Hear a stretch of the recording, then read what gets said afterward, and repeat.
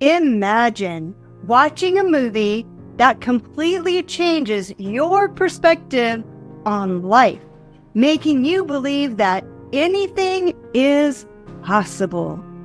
Chances are it wasn't a typical blockbuster movie, but here we are, and thanks to Rhonda Byrne's groundbreaking film, The Secret, millions of people around the world have been introduced to the transformative power of the law of attraction. And by studying The Secret, we can identify what the movie left out and why millions of people who watched it have not been able to manifest their heart's desires. You know, this secret gives you everything you want. Happiness, health, and wealth.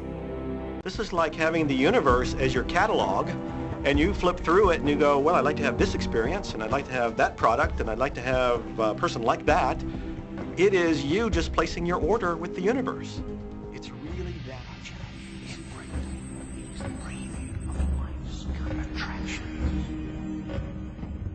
Decide what you want, believe you can have it, believe you deserve it, and believe it's possible for you. And then close your eyes every day for several minutes and visualize having what you already want and feeling the feelings of already having it.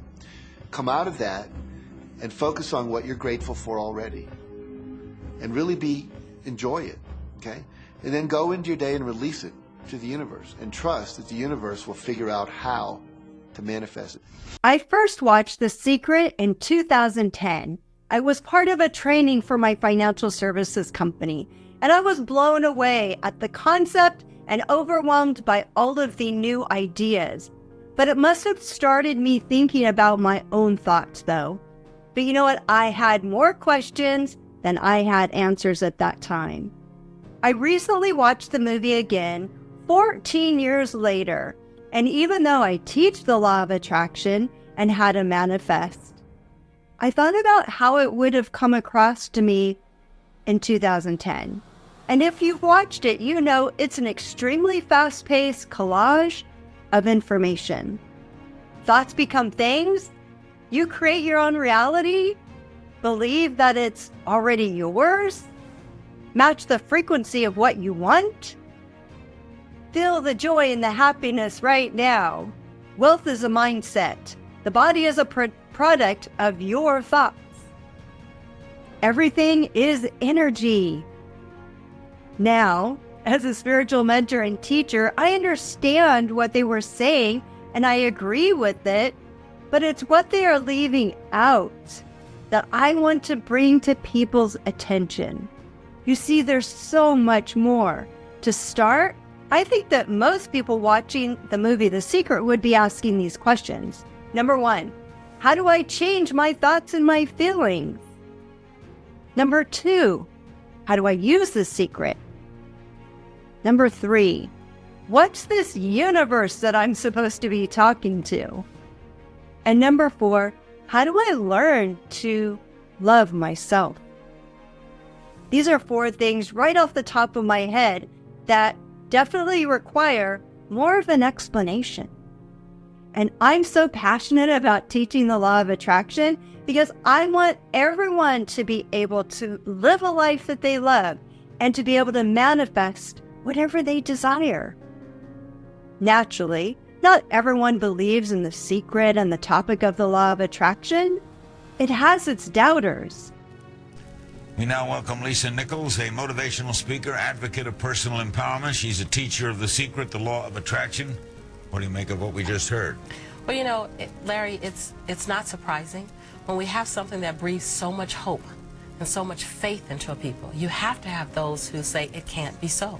When we empower individuals to really take their own destiny in their hands, that's new. You know, as John said, it's something new. It's something hard, a pill that's hard to swallow for some. But isn't hope something always appealing to somebody? I mean, the snake oil salesman sold hope. Take this, you're going to be all right. Right.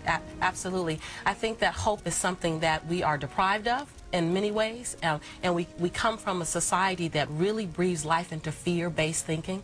And so when you think possibility and creation and that I can drive my future, all of a sudden people have to say, wait, whoa, we can't do quite that, because we're so used to being driven. We're so used to being told how we can think. And so when you give someone the power to design your own destiny, for some that's just too much to digest. How'd you get it? You know, I lived it. I lived it first. I didn't study quantum physics. I didn't study the background. I didn't study any of that. In my life, it was called No Matter What. No matter what, born and raised in South Central Los Angeles, having 3 fights a week to get home from school, you know, being labeled academically challenged, being considered poor by a lot of people. I didn't know I was poor, but society said I was. And knowing, no matter what, that I had a right to be joyful. An email question from Donna in Baltimore. How do you explain the person who wins the lottery but says he never ever believed he'd win versus somebody who practices the law of attraction every day to attract large sums of money, truly believes he'll receive it, who can feel it, see it passionately, but gets no results? What is he doing wrong? Well, the lotto winner is lucky, period. Luck is around too. Yeah, luck is around, and some people get lucky. And again, many of the lotto winners, I think 100% of them actually, you know, are in more debt than they were before they started because they weren't prepared for that. But the person that believes in that they'll get wealth, are they applying action to it? You can't just believe it. You can't just sit back and think it's going to happen. You have to get up and do. You know, on The Secret, you see Jack Canfield visualizing a $100,000 bill on the ceiling. Well, it was in the shower as he was getting dressed on his way to go to work to make that happen that he got the idea of how to create that form of wealth. So it's not just a hokey pokey sprinkle fairy dust, you know, come with a magic wand concept. It is something that where when you ask the universe to give you something, you ask God to give you an idea, you have to do something with that idea. The new issue of People magazine has an article entitled The Secret, Salvation or Hype. How would you answer that? You know, I believe that. Which one? I believe that that The Secret breathes hope.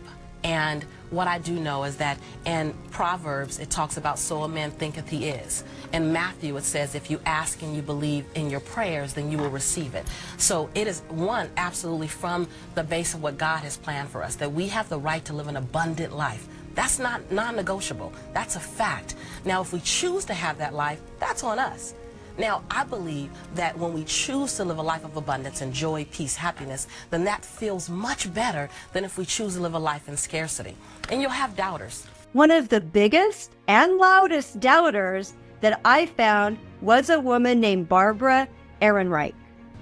In 2009, she wrote a book called Smile or Die, where she wrote about the dangers of positive thinking amid inadequate health care. And so it was this willful ignorance. Nobody could think bad thoughts, nothing bad, and if you didn't, nothing bad would happen. And I think the other thing that I find very, very disturbing about it is I just think it's cruel. I mean, it's cruel to take people who are having great difficulties in their lives and tell them that it's all in their head and they only have to change their attitude.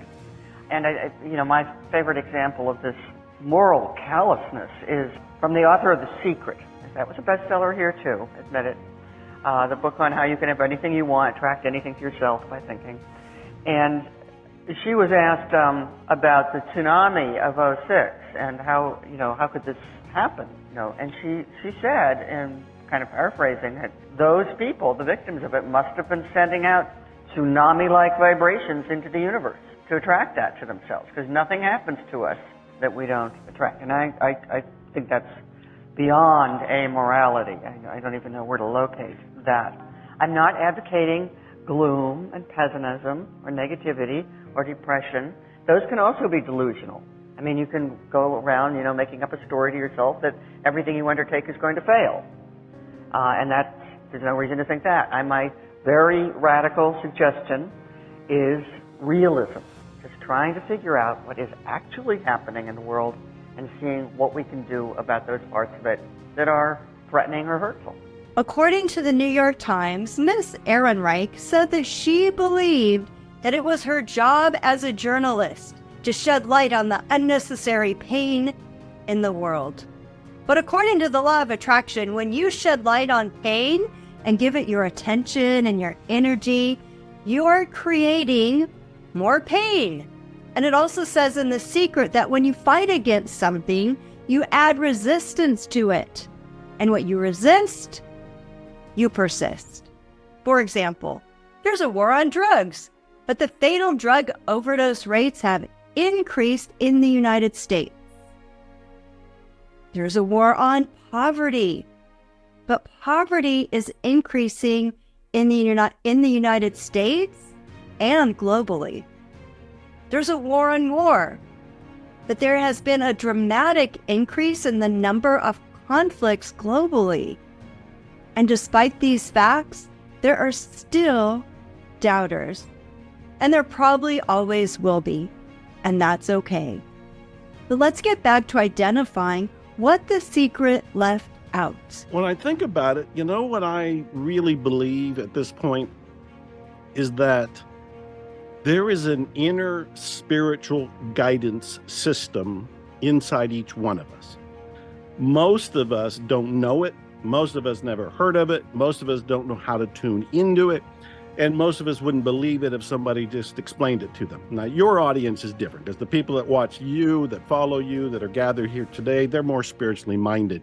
But I think this is a crucial, fundamental key to beginning to live that happy, joyous, abundant spiritual life, is to realize there's a guidance system in our heart, not up here in our head, but more in our chest, in our heart, somewhere in the midsection. And some of the current science is pointing out we have a second brain, and it seems to be in the stomach, in the midsection, in the hara, in that whole kind of area that's lower in the body rather than in the mind and in the head.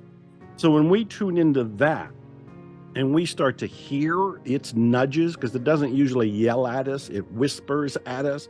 And so when we hear the nudges, we hear the whispers, and we act on them, then life becomes easier, happier, healthier, more joyous, more profitable, more productive. Most of the ride through life is streamlined when we listen to that inner guidance system. We have our own GPS. Mm-hmm. So I think tuning into that is the fundamental everything that we want to begin with, because most of our life journey is awakening to the fact that we've been living by our head, by our ego, by our animal self, by our, I don't know, the core unconscious that drives most of us. But at some point, we need to awaken to the spiritual driver that's inside of us. We have choice. That's what free will is about. We can listen to the mind, the unconscious, or we can listen to the inner guidance system. We have a choice there. That's free will. We can say, no, I don't want to follow it. Or yes, I do want to follow it. My discovery is that when I follow the inner guidance system, the spiritual directive, life is so much easier. Yeah. That's where you get to kind of row your boat gently down the stream and just kind of enjoy the ride. You still participate, but everything is far easier, in my opinion. Yes, I agree with Dr. Joe Vitale. The inner spiritual guidance system is what's missing. When you understand that you're a spiritual being having a temporary physical experience and not the other way around, you will quickly want to learn how to connect with your soul. And once you feel and experience that connection, then you know that you are never alone. You see, you don't have a soul, you are a soul. You have 24-hour, 7-day-a-week guidance. In the next video, I'm going to do a deep dive into this missing information. And speaking of missing, did you know that there are 2 versions of The Secret? And the first version included the inner spiritual guidance system. But why was it cut out? I'll explain it all in the next video. So stay tuned and don't forget to subscribe.